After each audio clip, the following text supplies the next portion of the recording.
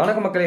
Big pass லைவ்ல நடந்த விஷயங்களை பத்தி தான் பார்க்க போறோம். இதுக்கப்புறம் வர எல்லா வீடியோ கீழயும் அந்த மிஸ்டு கால் நம்பர்ஸ் இருக்கும். யாருக்கு ஓட்டு போடணுமோ அந்த ஓட்டிங்கான நம்பர்ஸ் எல்லா வீடியோ கீழயும் டிஸ்கிரிப்ஷன்ல இருக்கும். யாருக்காவது தேவைன்னா மறக்காம அந்த வீடியோல கீழே இருக்கு.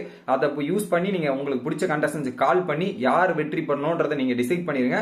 ஓட்டிங்க ஹாட்ஸ்டார்ல போய் போட்டுருங்க. இது ஒரு முறை பாயிண்ட். லைவ்ல என்ன நடக்குதுன்னு பாத்தீங்கன்னா, அர்ச்சனாக்கு வந்த கைத்தட்டல ஒரு பக்கம் வீடே அதிர்ந்து போயிருக்கு அப்படின்றது தெரியும். தினேஷ் என்னென்னலாம் பேசியிருக்காரு நீங்க போன வீடியோல பேசியிருப்பேன்.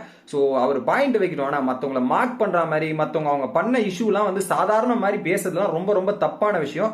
அதெல்லாம் அவருக்கு நெகட்டிவா தான் போகும் நான் நினைக்கிறேன். இது ஒரு பக்கம். இங்க இருந்து கான்வர்சேஷன் முடிச்சுட்டு பெட்ரூம்ல போனாங்க மக்களே. பெட்ரூம்ல போனவன திரும்ப விஷ்ணுவோட புலம்பல ஸ்டார்ட் பண்ணிட்டாப்புல. விஷ்ணு என்னடா டே எதுக்கு ஏத்தாலும் என்னையே அடிப்பீங்களாடா டே, என்னடா இதுங்க, இது ஒரு டாஸ்க் கொடுத்தா எல்லாத்தையும் என்னையே சொல்றாங்க, எல்லாத்தையும் யூஸ் பண்ணிட்டேன் த்ரோ பண்ணிட்டேன், நான் என்னடா பண்ணி தொலைச்சேன், அப்படி எதுவுமே நான் பண்ணலையடா அப்படின்ற மாதிரி ஒரு பக்கம் விஷ்ணு ஒரு பக்கம் புலம்புறாரு. அதுல கேட்கிறாரு, டே நான் டிக்கெட் ஃபினாலே நானா தான்டா ஜெயிச்சேன், டே ஏன்டா இப்படி யூஸ் பண்ணேன்னு சொல்லி அந்த டிக்கெட் ஃபினால மதிப்பே இது பண்றீங்க, என்னையே டவுன் பண்ணிட்டே இருக்கீங்க, நான் தான் கிடைச்சனாடா உனக்கு அப்படின்ற மாதிரி ஒரு பக்கம் விஷ்ணு ரொம்ப புலம்பி பேசுறாரு. அவர் என்ன சொல்றாருன்னா, நான் 2-3 கேம் நான் சோலோவா தான்டா விளையாடினேன். அந்த கை வைக்கிற கேம் நம்ம டீமா செயல்பட்டால் நான் என்னோட எஃபெக்ட் போட்டேன். பல்ப் கேம் நான் என்னோட எஃபெக்ட் போட்டேன். அதை தவிர்த்து அந்த முயல் கேம் நீங்க வேற மாதிரி யோசிச்சீங்க, நான் அதை ஸ்மார்ட்டா யோசிச்சு எடுத்தேன். இதுக்கு மீறி நான் என்னடா பண்ண முடியும், இது ஒரு ஜெயிச்சது உங்களுக்கு ஒரு குத்தமாடா, இது ஒரு பாயிண்ட் மட்டும் பேசிட்டே இருப்பீங்களாடா அப்படின்ற மாதிரி ஒரு பக்கம் விஷ்ணு புலம்புறாரு. இதெல்லாம் ஒரு பக்கம் இருக்க. உடனே மணிச்சந்திரா வேற, மணிச்சந்திரன் விஜய் வருமாறு அங்க பாத்தியா பூர்ணிமா சூப்பர் அப்படின்னு சொன்னாங்களே, விஷ்ணு பாத்தியா இல்லையா, அது வேற என்னத்தை பார்த்து தொலைச்சதுன்னு தெரியல. அது என்ன சூப்பர் சூப்பர்னு சொல்றது எதை மீன் பண்ணுதுன்னு புரிய மாட்டேங்குது, எதுவும் புரிய மாட்டேங்குதுன்ற மாதிரி விஷ்ணுவோட புலம்பில்ஸ் கேட்டிருப்பீங்களா, அந்த மாதிரி நிறைய புலம்பில்ஸ்கி இதெல்லாம் இருக்கு. டே நான் அந்த டைட்டில் பக்கமே போக கூடாதாடா, அப்படி போய் நிக்க கூடாதுன்ற மாதிரி எல்லாமே என்னையே சொல்லுவீங்களா, உங்களுக்கு ஏன்டா அப்படி ஒரு நல்ல எண்ணம் அப்படின்ற மாதிரி விஷ்ணு புலம்புறாரு. டைட்டில் பக்கத்துல போய் நின்னு ஒரு ஆசை இருந்தா கூட அந்த ஆசையை நிறைவேற்ற மாட்டீங்க, இப்படித்தானே அப்படின்ற மாதிரி சொல்றாரு. இது முன்னாடியே தெரிஞ்சிருந்தா அந்த டிக்கெட் ஃபினாலோட மதிப்பே போயிருச்சுடா, இந்தாங்கடா டிக்கெட் ஃபினால தூக்கி வச்சுங்கடா அப்படின்ற மாதிரி சொன்னும் போது, இப்போ கொடுப்பேன், அது போன வாரம் கொடுத்துருந்தீங்கன்னா கூட பரவாயில்ல, இந்த வாரம் கொடுக்கும்போதே விஷ்ணு உன்னை பத்தி தெரியாதா அப்படின்ற மாதிரி ஒரு பக்கம் ஓட்டிட்டு இருக்காங்க ஒரு பக்கம். இதுல என்னத்த சொல்றது போங்க அப்படின்ற மாதிரி சொல்லிட்டு இருக்கும்போது, இப்படியே இந்த டிக்கெட் ஃபினாலுக்கே இவ்வளவு ஓட்டுறானுங்களே, இதுல பண்றானுங்களே, ஒரு வேலை நான் போய் டைட்டிலும் போய் ஜெயிச்சிட்டேன்னு வச்சுங்களேன், அப்ப என்ன பண்ணுவானுங்க, அப்ப கூட சொல்லுவானுங்க போல, டைட்டில கூட யூஸ் பண்ணி தான் வாங்கிட்டான், இது பண்ணி தான் வாங்கிட்டான்னு கூட அப்ப கூட வெளியே உட்காந்து பேசிட்டு இருப்பானுங்க போல, அதுக்கும் ஒரு விவாதம் வச்சுட்டு இருப்பானுங்க போல இருக்கு அப்படின்ற மாதிரி ஒரு பாயிண்ட்ல புலம்புறாரு. உடனே அதுக்கு மாசா, நான் டைட்டில் வாங்கிட்டு நான் வாங்கிட்டேன், நீ போய் புலம்புறதான பொம்பு அப்படின்ற மாதிரி, நான் மாசா பேசுவோம்பா டைட்டில் வாங்கிட்டு அப்படின்ற மாதிரி பேசிட்டு ஒரு பக்கம் அங்க பேசிட்டு இருக்காங்க. குறிப்பா மாயா சொன்னது ஹெவியா பாதிச்சிருக்கு போல.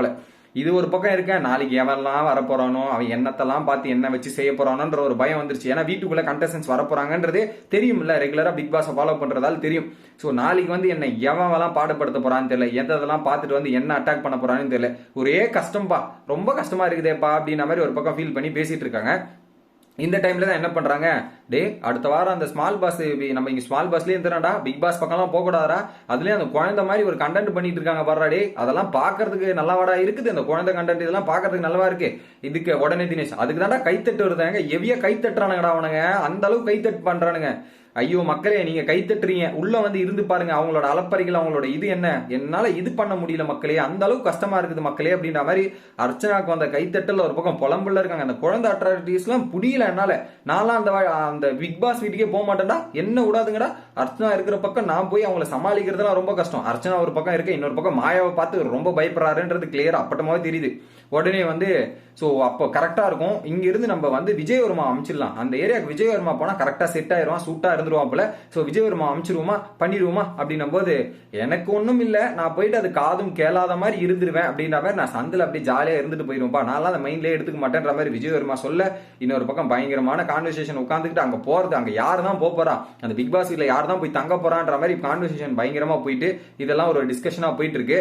அங்க போய் அந்த வீட்டுல போய் தங்கறது கூட பயப்படுறீங்களாடா அப்படின்னு போது, இப்படி யோசிச்சு பார்க்கும்போது அர்ச்சனா வேற யாருக்கிட்ட பேசுவாங்க, நீங்களே பாருங்களா, எல்லாம் இப்படி பார்க்கும்போது அர்ச்சனா வேற யாருக்கிட்ட தான் பேசுவாங்க, மாயாவை தவிர்த்து வேற யாருக்கிட்டையும் பேச முடியாத நிலைமையில தான் அர்ச்சனாவும் இருப்பாங்கன்னு நினைக்கிறேன். நல்ல வேலை நாளைக்கு வர கண்டஸ்டன்ஸ் அர்ச்சனாக்கு ஒரு சாதகமா ஒரு 2-3 கண்டஸ்டன்ஸ் உள்ள அனுப்புங்க, அப்பதான் நாங்க பார்க்க திருப்தியா இருக்கும். ஒரு பக்கம் அந்த கேங் ஒண்ணு வருது கூட, அர்ச்சனாக்கு ஆதரவாகவும் இந்த இதுக்கு இருக்கிற மாதிரி ஒரு 2-3 பேர் அனுப்பிச்சிங்கன்னா தான் கொஞ்சம் திருப்தியா பார்க்க முடியும்.